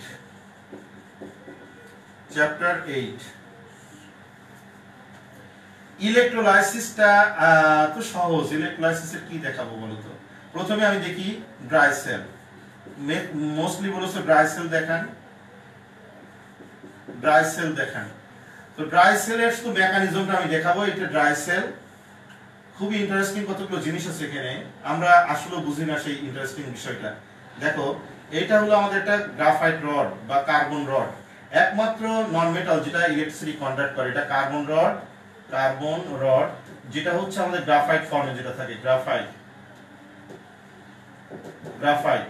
আর এটা হলো জিঙ্ক কন্টেনার। এটা এক করে অ্যানোড হিসাবে, সেই জন্য এটা মাইনাস। এখানে ইলেকট্রোলাইসিস আর এখানে ড্রাই সেলের মধ্যে কিন্তু পার্থক্য আছে। অ্যানোড এখানে সবসময় নেগেটিভ, আর ইলেকট্রোলাইসিসের অ্যানোড হলো পজিটিভ। মনে রাখবে, উল্টা পাল্টা কিন্তু। তাহলে এখানে আসো, এটাকে আমরা ব্লক করে দিলাম, এখান থেকে একটা ব্যাড কন্ডাক্টর অফ ইলেকট্রিসিটি দিয়ে আমি এটাকে ব্লক করে দিলাম। আর এই গ্রাফাইট মাথার উপরে আমি একটা কপার ক্যাপ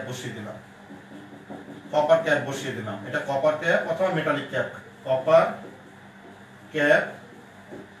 এই যে এটা হলো পজিটিভ, অর্থাৎ এই গ্রাফাইট রড এখানে পজিটিভ হিসেবে অ্যাড করে। আর এর মধ্যে কিছু একটা নেওয়া হয়, এটা পেস্ট, এটা কেমিক্যালস নেওয়া হয়। পেস্ট অফ কার, এটা paste of ammonium chloride, charcoal powder মানে কার্বন ডাস্ট দেওয়া হয়, এর মধ্যে ওয়াটার দেওয়া হয়, আর এর মধ্যে ম্যাঙ্গানিজ ডাইঅক্সাইড। এটা দিয়ে এই চারটা জিনিস দিয়ে একটা পেস্ট বানানো হয়, পেস্ট দিয়ে এর মধ্যে দেওয়া হয়, দিয়ে আমাদের ট্রাইসেল তৈরি করা হয়। এখন যতক্ষণ পর্যন্ত তুমি এই পজিটিভ পার্টকে নেগেটিভ পার্টের সাথে কানেক্ট না করবা, ততক্ষণ পর্যন্ত ইলেকট্রিসিটি প্রোডাকশন হবে না। যদি না হয়, এই জন্য তো ব্যাটারি দোকানে পড়ে থাকলে তো নষ্ট হয় না, কিন্তু যখনই তুমি এটার সাথে এটা কানেক্ট করে দিবা, তখনই কিন্তু এখানে একটা বাল্ব দিবা, বাল্বটা জ্বলতে থাকবে। কত ইন্টারেস্টিং! কিন্তু এই জন্য বলা হয় যখন গ্রাফাইট রড ইনসার্ট করবো, যেন কোনোভাবেই যেন কার্বন যে কন্টেনারের গায়ে যেন টাচ না হয়। টাচ হলে কিন্তু আমাদের এখানে টোটালি নষ্ট হয়ে যাবে, ডিসচার্জ হয়ে যাবে। অর্থাৎ যখন এটাতে কানেক্টিং ওয়্যার দিয়ে কানেক্ট করে দেবো, পজিটিভ না নেগেটিভ এর মধ্যে একটা ব্যাটারি বাল্ব লাগাবো, তখনই কিন্তু এটা জ্বলতে থাকবে। প্রশ্ন হলো, স্যার এখানে কেন জ্বলতে থাকে আর কিভাবে ইলেকট্রিসিটি প্রোডাকশন হয়? মূল কথা হলো, ইলেকট্রিসিটি প্রোডাকশনের জন্য আমাদের ফার্স্ট থিং হচ্ছে ইলেকট্রন সেপারেট করতে হবে এবং ইলেকট্রন মুভ করাতে হবে। অর্থাৎ তোমার যে কোনো রিঅ্যাকশনের মাধ্যমে ইলেকট্রন রিলিজ করতে হবে। তো ইলেকট্রন রিলিজিং প্রপার্টিসটাকে কি বলা হয়? এটা অক্সিডেশন রিঅ্যাকশন। তাহলে অক্সিডেশন হবে একটা দিকে, আর ওই ইলেকট্রনটা সেন্ড হয়ে আরেকটা জায়গায় অ্যাবজর্ব হবে। তাই ইলেকট্রন যেখানে অ্যাবজর্ব হয় সেখানে হবে রিডাকশন। তাহলে ড্রাই সেলে which type of reaction occurs? Redox reaction, right? তাহলে ড্রাই সেলে কোন ধরনের রিঅ্যাকশন হয়? Redox reaction. একটা ক্যাথোডিক রিঅ্যাকশন আর একটা অ্যানোডিক রিঅ্যাকশন। অ্যানোডিক রিঅ্যাকশন মানে অক্সিডেশন রিঅ্যাকশন, আর ক্যাথোডিক রিঅ্যাকশন মানে রিডাকশন রিঅ্যাকশন। তো এখানে অ্যানোডিক রিঅ্যাকশন কি হয়? এখানে অ্যানোডিক রিঅ্যাকশন হয় এখানে জিঙ্ক। তাহলে জিঙ্ক একটা অ্যানোড, তাহলে অ্যানোডিক রিঅ্যাকশন হয়। জিঙ্ক করে কি? জিঙ্ক দুটো ইলেকট্রন রিলিজ করে এখানে জিঙ্ক 2+ হয়। এর মধ্যে সলিউশনে চলে আসবে জিঙ্ক 2+। আর যে ইলেকট্রন তৈরি হলো, যখন কানেকশন করব, তখনই ইলেকট্রন গুলো এই যে অ্যানোড থেকে ক্যাথোডের এই যে গ্রাফাইট রডের মাথায় চলে আসে। যখনই ইলেকট্রন চলে আসে, দ্যাট মিন্স বাল্বটা জ্বলতে থাকে। ইট মিন্স ইলেকট্রিসিটি প্রোডাকশন হতে থাকলো। এবং এই ইলেকট্রন গ্রাফাইটের রডে গিয়ে কি করে? এখানে বসে থাকে। বসে থেকে কি করে? কাউকে ডাকে। কাকে ডাকে? এবার দেখি আমরা। অ্যামোনিয়াম ক্লোরাইড এটা যখন ডিসোসিয়েট হয়ে যায়, তখন অ্যামোনিয়াম প্লাস আর এখানে Cl মাইনাস তৈরি হয়ে যায়। তখন এই অ্যামোনিয়াম প্লাস করে কি? এই অ্যামোনিয়াম প্লাসও ভেঙে দিয়ে হয় অ্যামোনিয়াম প্লাস, এটা ভেঙে দিয়ে হয় অ্যামোনিয়া আর প্লাস হাইড্রোজেন আয়ন। তখন এই হাইড্রোজেন আয়ন অ্যাকচুয়ালি এখানে হাইড্রোজেন আয়ন ওই দুটো ইলেকট্রন গেইন করে hydrogen gas, that is the cathode reaction. তখন এই হাইড্রোজেন গ্যাস যদি এর মধ্যে জমতে থাকে, তখন এটা ব্রাস্ট হয়ে যেতে পারে। তাই এই হাইড্রোজেনকে মিনিমাইজ করার জন্য একটা কালপ্রিট একটা জিনিস এখানে দেওয়া হয়েছে, ম্যাঙ্গানিজ ডাইঅক্সাইড। এই কিলারকে দেওয়া হয়েছে যে তুমি কিল করে দিবা, হাইড্রোজেন তৈরি হওয়ার সাথে সাথে কিল করে দিবা। তখন এই ম্যাঙ্গানিজ ডাইঅক্সাইড এই হাইড্রোজেনকে কিল করে দিয়ে তৈরি হয় ডাইম্যাঙ্গানিজ ডাইঅক্সাইড, আর এখানে ওয়াটার তৈরি করে। তাই ব্যাটারিটা অনেকদিন চলার পরে ভিজা হয়ে যায় due to the produce of water. That is the anodic reaction, that is the cathodic reaction, and this is the sub-reactions. Because manganese dioxide is used. Why magnesium dioxide is used in the dry cell? Magnesium dioxide is used as a oxidizing agent, which oxidizes the hydrogen, produced hydrogen, which is produced by the cathodic reaction. এবং এটাকে minimise করে। নতুবা হয় কি? এই গ্যাসটা জমতে জমতে এর মধ্যে ব্রাস্ট হয়ে যাবে, একটা প্রেসার ক্রিয়েট হবে, ব্রাস্ট হয়ে যাবে। এই জন্য ওই হাইড্রোজেন গ্যাসকে মিনিমাইজ করার জন্য, ডিস্ট্রয় করার জন্য আমরা ম্যাঙ্গানিজ ডাইঅক্সাইড দিই, এবং এই ম্যাঙ্গানিজ ডাইঅক্সাইড ইউজ হয় একজন অক্সিডাইজিং এজেন্ট হিসাবে। This is the dry sell. কারো কোশ্চেন থাকলে আমাকে কোশ্চেন করতে পারো অ্যাবাউট ড্রাই সেল। ডান। কারোর কোনো কোশ্চেন থাকলে ড্রাই সেল নিয়ে আমাকে কোশ্চেন করতে পারো। Already done. ড্রাই সেলের মূল যে ফাংশনটা, সেই ফাংশনটা আমাদের শেষ। আর এখন ইলাবোরেটলি যদি নোট করে দিতে বলো তাহলে একটা পড়াতেই তো 1 ঘন্টা লাগবে, এবং আমার তোমাদের যেখানে যেখানে প্রবলেম থাকতে পারে মেবি সেই জায়গায় আমি তোমাদেরকে ঠিক করে দিলাম। এখানে জিঙ্ক কন্টেনারটা অ্যানোড হিসাবে কাজ করে, এবং এখানে কি করে, অ্যানোডের কাজ হচ্ছে ইলেকট্রন লুজ করা। তা জিঙ্ক কন্টেনার লুজ করে 2টা ইলেকট্রন করে জিঙ্ক 2+ হয়, it goes to the solution when connected to the any electrical device, then electricity flows and ওটা ফাংশন করবে, এবং ওই ইলেকট্রনটা চলে যাবে ক্যাথোডের গায়ে, ক্যাথোডিক রিয়াকশন হবে। ক্যাথোডিক রিয়াকশনে কি হয়, ওর মধ্যে যে সলিউশন থাকে এটা কি হয়, এটা ডিসোসিয়েট হয়ে যায়, অ্যামোনিয়াম ক্লোরাইড ডিসোসিয়েট হয়ে অ্যামোনিয়াম প্লাস অ্যান্ড Cl- হয়। এখানে অ্যামোনিয়া ভেঙে যদি অ্যামোনিয়া প্লাস, এগুলো দেওয়া নেই বইতে, হাইড্রোজেন প্লাস হয়। এই হাইড্রোজেন প্লাস ওই দুটো ইলেকট্রন গেইন করে 2টা hydrogen plus hydrogen gas produced হয়। এটা ডিপোজিট হয় ক্যাথোডের গায়ে, এবং এটাকে মিনিমাইজ করার জন্য ম্যাঙ্গানিজ ডাইঅক্সাইড দেওয়া হয়। এটা অক্সিডাইজিং এজেন্ট হিসাবে অ্যাক্ট করে, এটাকে ডেস্ট্রয় করে দেয় হাইড্রোজেনকে, করে দেয় ডাইম্যাঙ্গানিজ ডাইঅক্সাইড অ্যান্ড ওয়াটার প্রডিউসড হয়। This is the reaction of. এখন লিখছো স্যার চ্যাপ্টার নাম্বার 11-এ চলে যান, বুঝিয়ে দেন। একদিনে কত দেবো বলো? ঠিক ক্লাস যখন শেষ হয়ে যাবে, পরীক্ষা শেষ হয়ে যাবে, তখন তোমরা আমাকে এরকম বলো তো দেখি, সবাই একসাথে অর্গানাইজড হয়ে মিনিমাম 100 স্টুডেন্ট তোমরা অর্গানাইজ হবা, হয়ে বলবো স্যার আমার এটার ক্লাস নেন। এনি টাইপ অফ কোশ্চেন, তুমি সেই কেমিস্ট্রি বলতে যা বোঝায় সেটা কলেজের হোক আর তোমার যত স্ট্যান্ডার্ড কেমিস্ট্রি হোক, আমাকে যে মুহূর্তে এনি মোমেন্টে বলবা, আমি তোমার সাথে সাথে সলভ করে দেবো আল্লাহ রহমতে। ড্রাই সেল,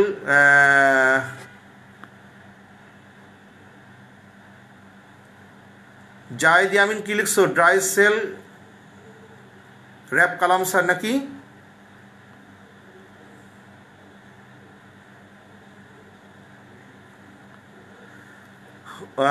আচ্ছা, তারপরে তোমরা, হ্যাঁ ড্রাই সেল 40+ ভিউজ, ওকে। আর কি দেবো বলো? এখন কোথায় চলে যাব আমরা? গ্যালভানিক সেল, তোমরা যে বলেছিলে স্যার গ্যালভানিক সেল দেন। আচ্ছা গ্যালভানিক সেলটা একটু দিই, নতুবা অনেকে মাইন্ড করতে পারো, যেটা বলো সেটা আমি দিচ্ছি, অসুবিধা নাই। গ্যালভানিক সেল, ওকে, এটা তো সহজ। গ্যালভানিক সেল আসলে জানো, এই যে এটাকে ইলেকট্রোলাইটিক সেল, আসলে গ্যালভানিক সেল বা আমরা বলতে পারি ইলেকট্রোকেমিক্যাল সেল কাকে বলে? ইলেকট্রোকেমিক্যাল সেল, দুটো শব্দ আছে, ইলেকট্রোকেমিক্যাল, ইলেকট্রিসিটি কনভার্ট হয়ে কেমিক্যাল এনার্জি, অর্থাৎ electric energy convert into chemical energy, or chemical energy converted into electric energy, এটাকে বলা হয় কি? Electrochemical sell. ইলেকট্রোকেমিক্যাল সেল দুই ধরনের, একটা ইলেকট্রোলাইটিক সেল আর একটা হলো গ্যালভানিক সেল। এই যে আমরা ড্রাই সেল, এটা ল্যাকলিন সেল, এখানে কিন্তু কেমিক্যাল রিঅ্যাকশনের মাধ্যমে ইলেকট্রিসিটি প্রোডাকশন করলাম, it is one kind of cell. আর ইলেকট্রোলাইটিক সেল কি? ইলেকট্রোলাইসিসে ইলেকট্রোলাইটিক সেল হয়, কারণ সেখানে কেমিক্যাল এনার্জি, ইলেকট্রিসিটি দিয়ে কেমিক্যাল রিঅ্যাকশন টেকস প্লেস হয়। এখন এই গ্যালভানিক সেল কি? গ্যালভানিক সেল হলো the cell in which chemical energy is converted into electric energy. এখানে দুইটা কন্টেইনার থাকে, এই দুইটা কন্টেইনার, এই কন্টেইনারের মধ্যে একটা কন্টেইনারের মধ্যে জিঙ্ক সালফেট আর একটা কন্টেইনারের মধ্যে কপার সালফেট। এই কপার সালফেট আর জিঙ্ক সালফেট, কপার সালফেটের মধ্যে কপার রড, জিঙ্ক সালফেটের মধ্যে জিঙ্ক রড, আর কপার সালফেটের মধ্যে কপার রড ইনসার্ট করে দিয়ে এখানে একটা বাল্ব লাগালাম, দেখি জ্বলবে কিনা দেখবো। আর এই এটার মধ্যে জিঙ্ক সালফেট সলিউশন আর এটার মধ্যে কপার সালফেট সলিউশন। ওকে, এখানে একটা বিষয় আছে, এটা এক করে ক্যাথোড হিসাবে, এটা ক্যাথোড, আর এখানে জিঙ্ক এক করে অ্যানোড হিসাবে। তোমরা জানো অ্যানোডে অ্যানোডিক রিঅ্যাকশন হয় আর ক্যাথোডে ক্যাথোডিক রিঅ্যাকশন হয়। আর এর মধ্যে to maintain the continuous flow of electricity, খুব ভালো করে শুনবে, to maintain the continuous flow of electricity we use, কি ইউজ করি এখানে? salt bridge. Salt bridge contain the concentrated solution of potassium chloride. Potassium chloride এখানে যেহেতু আয়নটি প্রডিউস হয়, এখানে অ্যানায়নটা, এখানে Cl- ফ্লাক্স হবে আর এখানে পটাশিয়াম প্লাস ফ্লাক্স হবে, কিন্তু সলিউশন বের হবে না, আয়নগুলো ফ্লো হবে এর মধ্য থেকে। কারণ এটা আয়নের ব্যালেন্স করার জন্য যদি এই সলিউশনে ক্যাটায়নের পরিমাণ বেড়ে যায়, তাহলে অ্যানায়ন অ্যাড করতে হয়, যাতে এর মধ্যে কোনো রকমের প্রেসার এটা ক্রিয়েট না করতে পারে। তো এখন দেখো অ্যানোডে কি হয়? অ্যানোডিক রিঅ্যাকশন হয়। তাহলে অ্যানোডে অ্যানোডিক রিঅ্যাকশন হয়, এখানে জিঙ্ক সালফেট ডিসোসিয়েট হয়ে কি হয়? অ্যাকুয়াস সলিউশনে ডিসোসিয়েট হয়ে জিঙ্ক 2+ আর সালফেট 2- প্রোডিউসড হয়। এখানে কপার সালফেটও আমাদের ডিসোসিয়েট হয়ে অ্যাকুয়াস ডিসোসিয়েট হয়ে কপার 2+ তৈরি করে আর সালফেট 2- তৈরি করে। তাহলে এখানে তৈরি আছে জিঙ্ক 2+ আর এখানে আছে কপার 2+, এখানে আছে সালফেট 2-, সালফেট 2-, এখানে সালফেট 2-। এখন অ্যানোডে অ্যানোডিক রিঅ্যাকশন আর ক্যাথোডে ক্যাথোডিক রিঅ্যাকশন, অ্যানোড রিঅ্যাকশন আর ক্যাথোড রিঅ্যাকশন। অ্যানোড রিঅ্যাকশনে অ্যানোড কি? জিঙ্ক রড নিজেই অ্যানোড, সো এখান থেকে লুজ করবে দুটো ইলেকট্রন, তো জিঙ্ক দুটো ইলেকট্রন লুজ করে জিঙ্ক 2+ আর দুটো ইলেকট্রন যেটা তৈরি হলো সেই দুটো ইলেকট্রন এই তারের মধ্যে দিয়ে যাবে, দ্যাট মিন্স ইলেকট্রিসিটি প্রোডাকশন হয়ে গেল, বাল্বটা জ্বলে উঠবে, এই ইলেকট্রন এখানে গিয়ে ডাকবে এই কপারকে, এই কপার 2 প্লাস চলে আসো, আমি চলে এসেছি ইলেকট্রন। তখন ক্যাথোডের গায়ে গিয়ে ওই ইলেকট্রন কি করবে, ওই কপার 2 প্লাস আয়নকে ডাকবে। তখন কপার 2 প্লাস ওই দুটো ইলেকট্রনকে নিয়ে কপার মেটালের উপরে ডিপোজিট হবে। এবং এই রিঅ্যাকশন চলাকালীন দেখো এখানে কিন্তু জিঙ্ক আয়নের পরিমাণটা বাড়তেছে by atomic reaction, so that এর মধ্যে ক্যাটায়নের পরিমাণ বেড়ে যায়। বেড়ে যাওয়ার পরে এর জন্য মিনিমাইজ করার জন্য একটা সল্ট ব্রিজ দিই, যাতে করে যেন ক্লোরাইড আয়ন এর মধ্যে বেরিয়ে আসতে পারে এবং এই আয়নগুলোকে যেন ঠান্ডা রাখতে পারে। অন দ্য আদার হ্যান্ড, এখানে কপার 2 প্লাস আয়ন আস্তে আস্তে কমতে থাকলে সালফেট আয়নের পরিমাণ তখন কি বেড়ে যেতে পারে, তখন এদেরকে ঠান্ডা রাখার জন্য পটাশিয়াম প্লাস আয়নকে এর মধ্যে এনে এটাকে ব্যালেন্স করা হয়, সো দ্যাট যেন কন্টিনিউয়াস ফ্লো অফ ইলেকট্রিসিটি চলতে থাকে। এইভাবে আমরা সল্ট ব্রিজ দিই এবং এটাই হলো আমাদের মেকানিজম অফ গ্যালভানিক সেল। খুব সহজে 3-4 মিনিটের মধ্যে তোমাদেরকে আমি ড্র করে দেখালাম যে গ্যালভানিক সেল এবং কিভাবে এখানে ইলেকট্রিসিটি প্রোডাকশন হয়। এখন তোমাদের আইডিয়া বলো বা বুঝতে পেরেছো কিনা বলো। এর থেকে বেশি তাড়াহুড়া করে এর থেকে বেশি বলা সম্ভব নয়।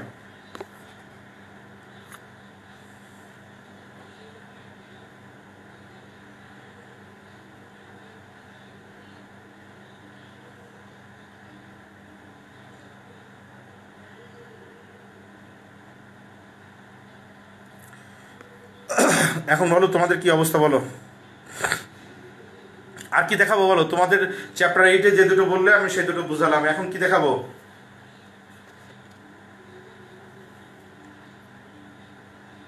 বুঝতে পারছি স্যার, আর কিছু?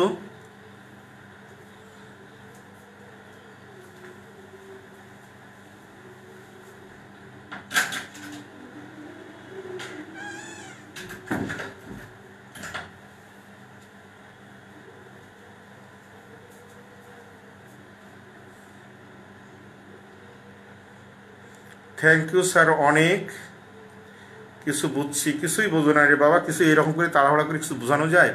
পরীক্ষায় জাস্ট পড়ানো তাই পড়ানো, আসলে পরীক্ষার আগে তাড়াহুড়া করে কিছুই বোঝানো যায় না sir. Chapter 11, okay sir, nylon 66, আচ্ছা আন্ডারস্টুড স্যার। স্যার সব বুঝেছি sir, understood sir. Okay, nylon 66, thank you sir. আচ্ছা নাইলন 66টা বুঝাবো। আচ্ছা দেখো, নাইলন 66 একটা প্রোডিউস রাইট একটা পলিমার, এটাকে বলা হয় কনডেনসেশন পলিমারাইজেশনের ফলে এটা তৈরি হয়। কি পলিমারাইজেশন? Condensation polymerisation. কনডেনসেশন পলিমারাইজেশনটা দুটো ডিফারেন্ট মনোমারের মধ্যে হয়, আর অ্যাডিশন পলিমারাইজেশন একটা মনোমারের মধ্যে হয়, অর্থাৎ এক ধরনের কম্পাউন্ডের মধ্যে হয় যেটা unsaturated hydrocarbon. This is the difference between the condensation polymerisation and the addition polymerisation. এখানে নাইলন 66 করতে গেলে নাইলন 6:6 অর দুটো নাম আছে 66, দুটোই বলা কারেক্ট, দুটোই কারেক্ট। এখন দেখো দুটো মনোমারের নাম হচ্ছে এটা হলো আমাদের হেক্সামিথিলিন ডায়ামিন। এই যে এটাকে বলা হয় মিথিলিন গ্রুপ, তাহলে হেক্সামিথিলিন, এই যে হেক্সামিথিলিন ডায়ামিন। ডায়ামিন মানে কি? ডায়ামিন হলো H2N আর NH2, এটা হলো আমাদের হেক্সামিথিলিন ডায়ামিন, এটা অ্যামিন গ্রুপ। ডায়ামিন দুটো হেক্সামিথিলিন। আর অ্যাডিপিক অ্যাসিড কি? অ্যাডিপিক অ্যাসিড হলো HOOC CH2 হোল 4 COOH, এটা ডাইকার্বক্সিলিক অ্যাসিড অথবা অ্যাডিপিক অ্যাসিড। এন্ড এই দুটোর সাথে রিঅ্যাক্ট করে আমাদের কি তৈরি হবে? নাইলন তৈরি হবে। ওকে, তাহলে আমরা লিখি, দেখো H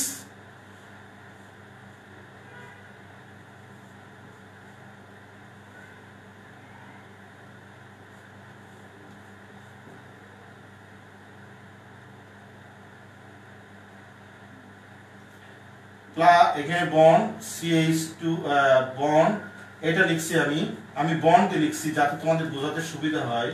NaCOOH। দেখো এই কম্পাউন্ডটা এইভাবে লিখলাম, এখানে H দিলাম, এখানে কার্বন আছে, কার্বনে দুটো অক্সিজেন, একটা অক্সিজেন আর একটা এর সাথে হাইড্রোজেন। না তো হয়নি তো, এখানে দাও OH টা, এখানে দাও।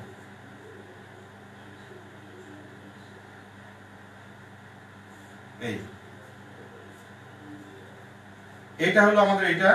আর এখানে দেখো অ্যাডিপিক অ্যাসিড, এখানে লেখো H NH CH2 হোল 6 আর এখানে দাও H NH H এইভাবে দাও ভেঙে দেখানোর জন্য। দেখো এখানে N মলিকিউল, দেখো এখানে N মলিকিউল, খুব ভালো করে খেয়াল করবা। এখান থেকে এই OH এর সাথে এইটুকুর সাথে এখানকার এই হাইড্রোজেন, তাহলে বন্ড তৈরি করলো ওয়াটার। আর এখানের এই OH এর সাথে এখানে এই হাইড্রোজেন মিলে, আর এখানে স্টার সাইন দিয়ে একটা, এখানে স্টার সাইন দিয়ে একটা, আর এখানে স্টার সাইন দিয়ে দুইটা, এখানে স্টার সাইন দিয়ে দুইটা, এই দুইটা এটা মিলে কি ওয়াটার, আর এটা মিলে কি ওয়াটার, তাহলে 2N মলিকুল অফ ওয়াটার তৈরি হলো। বাকিটা জাস্ট অ্যাড করে দাও, এটা বেরিয়ে গেছে, তার মানে এটা বন্ড ভেঙে গেছে, একটা ভাঙা বন্ড। এখানে C, এখানে ডাবল বন্ড O, এখানে C, এখানে CH2, এখানে হোল 4, এবার C, এখানে ডাবল বন্ড O, এখানে অর্ধেক বন্ড আছে, এই অর্ধেক বন্ডের সাথে এখানে জোড়া লাগলো NH, তারপর এখানে বন্ড, এখানে CH2, এখানে হোল 6, এখানে বন্ড, এখানে NH, আর এখানে অর্ধেক বন্ড ভাঙা, এই এর সাথে মিলে এটা লিংক আপ হলো, এবং এখানে দাও N, এটাই হবে নাইলন 66, নাইলন 66 সহজ।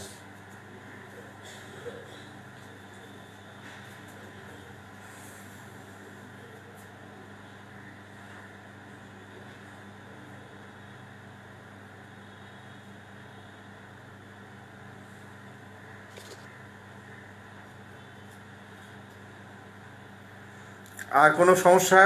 চ্যাপ্টার 11-এর কি দেখাবো বলো?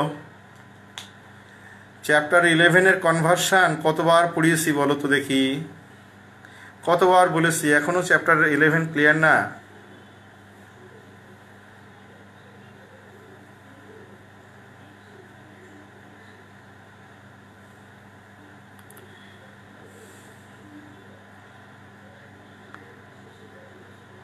সংসিত পোদ্দার না নাই। আচ্ছা, এটা কি লিখছো? চ্যাপ্টার 10 করছি, আবার এর সিলেবাস। ওকে, এখন বলো আর কি দেখাবো বলো।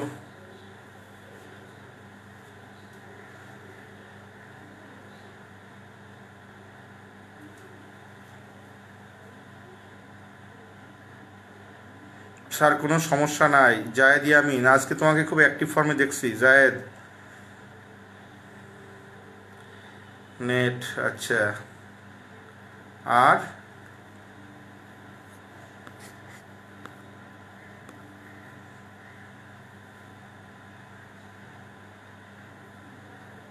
Sir chapter 10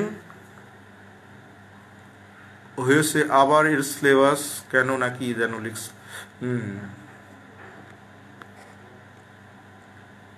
now playing line of 66 it you know. কি লিখছো বুঝি না তোমার কমেন্টস। স্যার চ্যাপ্টার 11 নিয়ে কিছু বলেন। চ্যাপ্টার 11 নিয়ে ইন্টার কনভার্সনগুলো ভালো করে পড়বা, আইডেন্টিফিকেশন অফ অ্যালকিন পড়বা, বিয়ার টেস্ট আর ব্রমিন টেস্ট ভালো করে পড়বা ওখানে, আর conversion of alcohol to alkene, alcohol to alkane, এই কনভার্সনগুলো ভালো করে পড়বা। আর চ্যাপ্টার 12-এর ওখানে পড়বা সোপ ডিটারজেন্টের preparation, mechanism of soap and detergent, যেটা আমি মনে হয় পড়িয়েছিলাম সোপ অ্যান্ড ডিটারজেন্টের মেকানিজম। আর ওখানে ইউরিয়া ম্যানুফ্যাকচারিং, ওটাও আমি মনে হয় পড়িয়েছিলাম তোমাদের লাস্ট ক্লাসে। তো এইগুলো ভালো করে পড়বা, ইনশাল্লাহ এর মধ্যে কমন আসবে। আর চ্যাপ্টার 8-এর মধ্যে চ্যাপ্টার 8-এর অঙ্কগুলো ভালো করে করবা, ইলেকট্রোলাইসিস পার্ট আর এই গ্যালভানিক সেল। এই ওকে, তো বেস্ট অফ লাক, ভালো থাকো। আজকে এই পর্যন্ত। আর পরীক্ষার পরে যখন ক্লাস দেওয়া হবে প্লিজ ক্লাসটাকেও মিস করো না। আমার ক্লাস হয়তো বা 50 মিনিটস থাকবে, কিন্তু আমি ক্লাস নিয়ে যদি 1.5 ঘন্টা নিই, তোমাদের কোনো প্রবলেম হয়? আমি যদি একটু বেশি করে লম্বা করে ক্লাস নিলে তোমরা কি খুব কষ্ট পাও নাকি? আমি তো এনজয় করি ক্লাস নিতে। প্রোডাকশন অফ অ্যামোনিয়া, আরে প্রোডাকশন অফ অ্যামোনিয়া দুনিয়া সহজ জিনিস।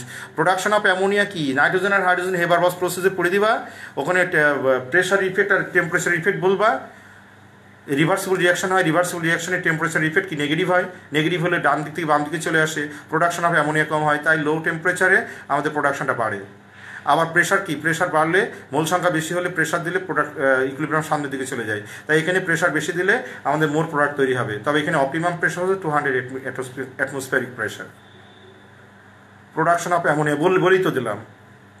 Thank you very much sir Zayed Yamin sir, thank you for the class. Okay okay, তাহলে আজকে এই পর্যন্ত। আল্লাহ হাফিজ, সবাই ভালো থাকো। কিন্তু একটাই কথা, তোমাদের ক্লাস শেষ হয়ে যাওয়ার পরে, পরীক্ষা হয়ে যাওয়ার পরে তোমরা অবশ্যই ক্লাসগুলো যে শিডিউল দেওয়া থাকবে সবাই মিলে ক্লাসে আসবা, ক্লাসগুলো ভালো করে করবা। এই তাতে কোনো সমস্যা হবে না। স্কুল বন্ধ থাকুক আর যাই থাকুক না কেন, কোনো প্রবলেম হবে না। ওকে, থ্যাংক ইউ। আসসালামু আলাইকুম, আল্লাহ হাফিজ।